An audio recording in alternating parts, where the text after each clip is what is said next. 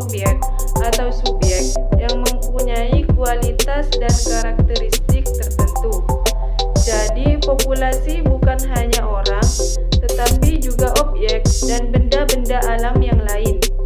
Populasi juga bukan sekedar jumlah yang ada pada objek atau subjek yang dipelajari, tetapi meliputi seluruh karakteristik atau sifat yang dimiliki oleh subjek atau objek itu.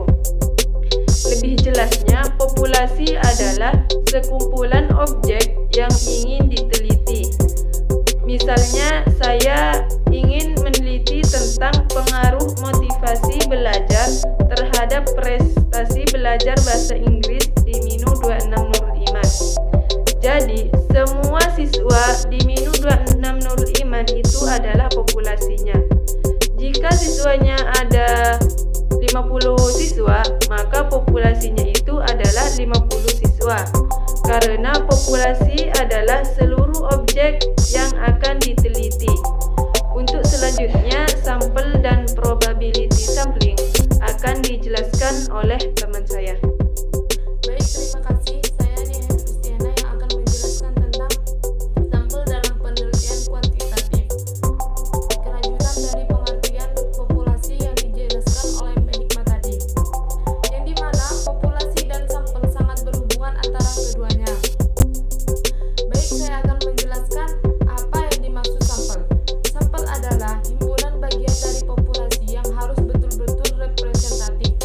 Jadi, apapun yang dipelajari dari sampel nanti, kesimpulannya dapat diberlakukan untuk populasi. Mengapa harus representatif? Karena jika tidak demikian, maka dapat diibaratkan seperti orang buta yang disuruh menyimpulkan karakteristik yang akan diteliti. Misalnya, populasi di Minu 26 Nurul Iman yang siswanya 50 orang, maka sampelnya tidak sampai 50, hanya beberapa orang saja. Misalnya 25 orang yang akan diteliti, dan hasil penelitian dari 25 orang dapat mewakili 50 orang.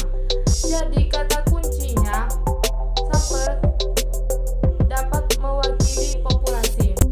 Mengapa harus ada sampel? Mengapa tidak populasinya saja? Karena jika hanya populasinya saja, waktu, biaya, dan tenaga mungkin akan lebih besar dan penelitian susah untuk diselesaikan. Jadi itu dari saya, kurang lebihnya mohon maaf. Dan untuk pembahasan probability sampling akan dijelaskan oleh teman saya. Bismillahirrahmanirrahim. Sebelum saya memaparkan materi, saya perkenalkan diri terlebih dahulu. Perkenalkan, nama saya Dewi Fatimah, Prodi Manajemen Pendidikan Islam semester 6. Nah, di sini saya akan menjelaskan tentang probability sampling. Apa sih probability sampling itu? Probability sampling itu yang mana semua populasi berpeluang menjadi sampel. Misalnya gini, golongan A, golongan B, dan golongan C. Itu semuanya berpeluang menjadi sampel gitu. Tidak harus hanya bagian A, golongan A, ataupun hanya golongan B, dan juga bukan hanya golongan C juga, tapi semuanya bisa berpeluang menjadi sampel. Nah, macam-macam probability sampling di sini itu ada 4. Yang pertama simple random sampling, yang kedua proportionate stratified random sampling, yang ketiga disproportionate stratified random sampling, yang keempat cluster sampling atau area sampling. Nah, simple random sampling ini pengambilan sampel diambil secara acak. Misalnya saya mengambil contohnya saya mengambil prodi MPI ya. Yang mana prodi MPI di sini jumlah mahasiswanya itu sebanyak 150, sedangkan si peneliti ini membutuhkan sampel itu hanya 50 sampel. Nah, jadinya gimana sih untuk 150 mahasiswa itu hanya digunakan untuk menjadi sampel itu hanya 50 ya, dengan cara acak gitu. Baik dari semester 1 maupun semester 8. Tidak harus sama gitu cara